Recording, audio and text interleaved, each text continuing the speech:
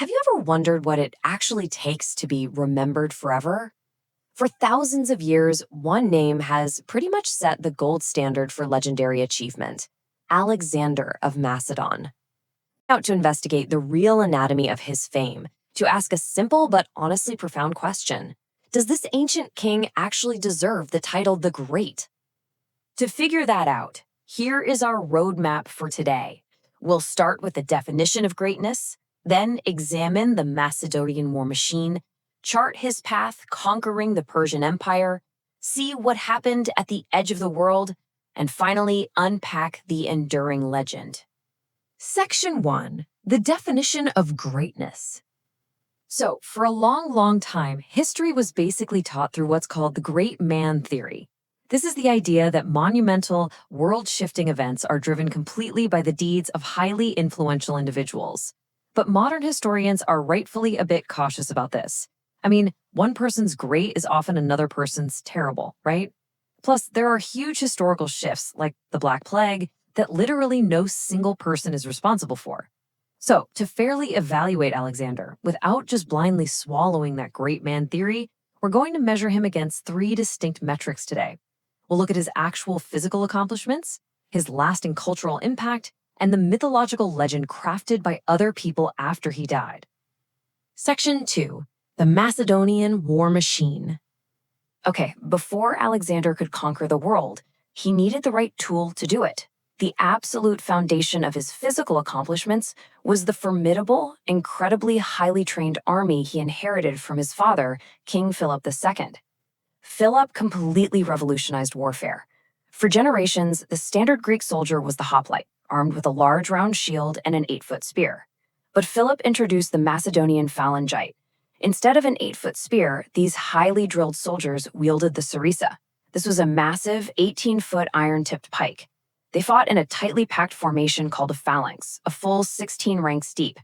So imagine being the enemy. When you charged, you didn't just meet a line of men. You ran headfirst into a completely unstoppable, bristling wall of iron spear tips. Looking at the anatomy of his 40,000-strong army, we see it wasn't just some blunt instrument. It was a highly specialized machine. You had those 9,000 phalangites forming the impenetrable center. But because the phalanx was a little vulnerable on its sides, it was protected by 3,000 elite hypaspists, basically the shield bearers. Then you had the Agrianes, who were these expert javelin throwers providing vital range support. But the true shock troops, the absolute hammer to the anvil of the phalanx, were the 1,800 elite companion cavalry. And here is the absolutely crucial point. Alexander didn't just sit in the back and command. He personally led the companion cavalry, diving headfirst into the absolute thickest parts of the fighting. Section 3. Conquering the Persian Empire. With this incredible war machine at his disposal, an audacious 20-year-old Alexander basically breaks the superpower of his day, the Persian Empire, in 3 decisive battles. First, at the Granicus. This was a reckless river charge where he was nearly killed, literally saved at the very last second by one of his officers. Next, at Issus. He completely trapped the massive Persian army on a narrow coastal plain, charged straight at King Darius, and actually forced him to flee the battlefield. Finally, the ultimate showdown at Gaugamela. Going up against war elephants and chariots, Alexander feigned a flank, exposed a gap, and drove his elite cavalry right through the center. Persia was broken. Just look at the sheer, unprecedented speed of these conquests. In a mere 7 years, from 334 BC to 327 BC, he went from crossing into Asia to conquering Egypt, burning the Persian ceremonial capital of Persepolis, and marching all the way into India. What you really need to take away from this is that throughout this astonishing 10-year campaign, stretching all the way to the edge of the known world, Alexander was never defeated in battle, not once. As a purely military accomplishment, it is virtually unrivaled. Section 4. The Edge of the World. But here's the catch. Greatness isn't just about winning battles. Alexander actually had a fundamental weakness in his leadership. He was an absolute master at tearing things down, destroying armies, toppling empires, burning cities. He was great at it. But he severely struggled to build stable, lasting institutions to replace the things he destroyed. His relentless drive created an empire that looked massive on a map, But structurally, it was incredibly hollow. It completely lacked the administrative foundation needed to actually survive him. As he marched further and further east, the limits of his conquest became violently apparent. He started alienating his loyal troops by adopting Persian customs, even demanding they prostrate themselves before him, which was absolute blasphemy to the Greeks.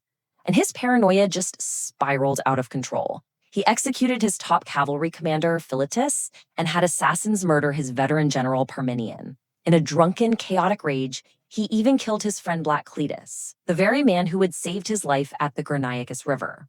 This mounting arrogance and the endless, grueling campaigns completely exhausted his men. It all culminated in a historic, silent mutiny at the Bias River in India, where his undefeated soldiers simply refused to march a single step further. They essentially forced their invincible king to turn around. And then, the jarring reality of human mortality struck. After surviving brutal frontline combat, near fatal arrow wounds, and crossing punishing deserts, Alexander returned to Babylon and died suddenly of a mysterious fever. He was just 32 years old. I mean, really think about that for a second. At 32, the whole shebang was over. And because he died so young, he never had to experience growing old or face the decline of eventually losing battles. Because he completely failed to build institutions, immediately after his death, his generals began tearing his empire apart. His unified conquest splintered almost instantly into three main Hellenistic kingdoms. You had Antigonid Greece, Ptolemaic Egypt, and Seleucid Persia. And what's ironically fascinating here is that these successor kingdoms, ruled by his former generals, actually ended up lasting far, far longer than Alexander's own unified empire ever did. Section 5. The Enduring Legend. When we examine the final metric of our investigation into his greatness, his post-death legacy, the impact is actually staggering. Because even if his political empire collapsed, his cultural empire shaped the world forever. He introduced the Persian idea of absolute monarchy to the Greco-Roman world. He founded dozens of cities, mostly predictably naming them after himself, like Alexandria in Egypt, which became the supreme center of learning in the classical world.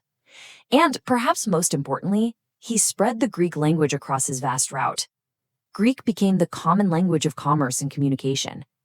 It was so widespread that archaeologists have remarkably found ancient coins in modern-day Afghanistan with the word king stamped on them in Greek. This widespread adoption is exactly why, centuries later, the New Testament was originally written in Greek. He literally created a more closely connected, communicating world. But beyond the cities, there is the legend itself. Alexander was great largely because other people decided he was great, because they chose to admire and emulate him. Since no accounts of his life were written down while he was actually living, later writers had an absolute field day embellishing his story. They wrote of magical ravens guiding his army, and rain miraculously falling in the desert just for him. Later historical heavyweights were completely obsessed with this legendary version of him. The Roman general Pompey literally styled his hair to look like Alexander's boyish, disheveled locks. Centuries later, Napoleon invaded Egypt in 1798, essentially just because he wanted to emulate what his hero Alexander had done. His legend became a literal blueprint for ambition. Now, all of this brings us to a really necessary question, one that challenges the core of that great man theory we started with. Does ennobled violence, butchering people, and conquering vast tracts of land truly make someone great? History has traditionally been in the business of celebrating military conquerors, but defining greatness solely by the amount of territory one person can seize with a spear is a metric that we are hopefully moving past. History just isn't solely made by celebrated men, and it certainly doesn't happen in a vacuum. Which leaves us with this final provocative thought. If Alexander was made great by the sheer amount of attention, emulation, and embellishment bestowed upon him by later generations, then greatness is really just a reflection of what a society values. Today, we might not worship military conquerors in the exact same way, but our obsession with fame, legacy, and celebrities follows a remarkably similar blueprint. We make people great when we admire them, pay attention to them, and broadcast their names. By 338 BC, a century of relentless infighting had left the Greek city-states exhausted and completely vulnerable. Looming directly to their east was the superpower of the age, the massive Persian Empire, a kingdom holding vast riches and a history of burning Greek temples to the ground. But the defense of Greece wouldn't come from Athens or Sparta. It came from the mountainous, largely overlooked northern kingdom of Macedonia. King Philip II transformed this rural backwater into a military powerhouse by outfitting his infantry with the sarissa, a wooden pike 18 feet long, giving double the reach of standard spears. Philip trained his men 16 ranks deep. This dense phalanx created a solid wall of iron spear tips that enemy infantry could not penetrate.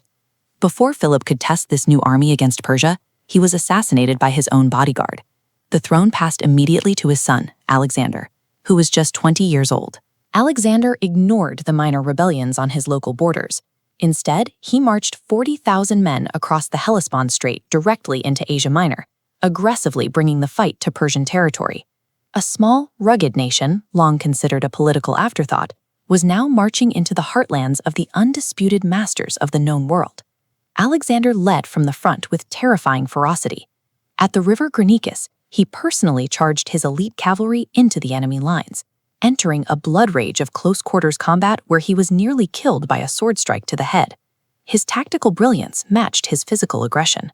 When confronted by a massive Persian army led by King Darius at Issus, Alexander forced the engagement onto a narrow coastal plain, a geographic choke point that completely bottlenecked the Persians and neutralized their numerical advantage.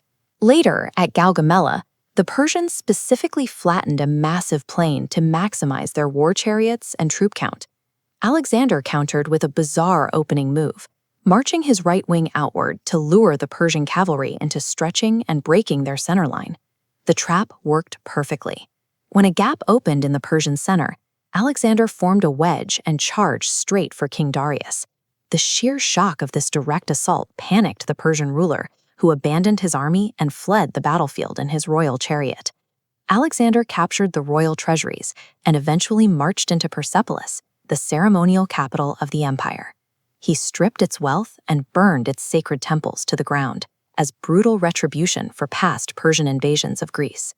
Alexander possessed an absolute genius for destroying enemy formations and tearing down ancient power structures. But the momentum required to break an empire is entirely different from the stability required to govern one. Even with the Persian capital in ashes, Alexander refused to stop. He spent the next several years in a single-minded, Ahab-esque pursuit of Darius, dragging his army thousands of miles east into modern-day Iran, Afghanistan, and Pakistan. As he pushed further from home, he began dressing in traditional Persian robes and demanding his Greek soldiers perform rituals of prostration before him. To his veteran troops, this concept of absolute monarchy felt like a total betrayal of their cultural values. The tension quickly bred paranoia. Faced with rumors of plots against his life, Alexander executed his most trusted commanders, including Parmenion, the veteran general who had secured his left flank in every major battle, and Clitus, the man who had personally saved his life at Granicus. The breaking point finally arrived in India, at the banks of the Beas River. His men had marched for 8 years and fought countless battles.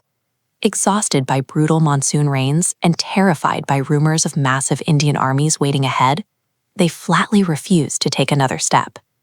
Furious, but left with no other choice, Alexander turned back. He survived a brutal desert march to reach Babylon, only to develop a sudden, violent fever. Within days, the 32-year-old king was dead. He left behind a massive power vacuum. A military machine built entirely on forward momentum will rapidly succumb to entropy the moment it stops moving. With his body barely cold, the vast territory he conquered immediately shattered. Alexander had failed to establish a working administration or a designated heir, prompting his leading generals to turn their weapons on each other. Looking at this map, the result is clear. The wars of the successors violently carved the empire into pieces. These new Hellenistic kingdoms, the Ptolemies in Egypt, the Seleucids in Persia, and the Antigonids in Greece, stabilized and ruled their respective territories for centuries.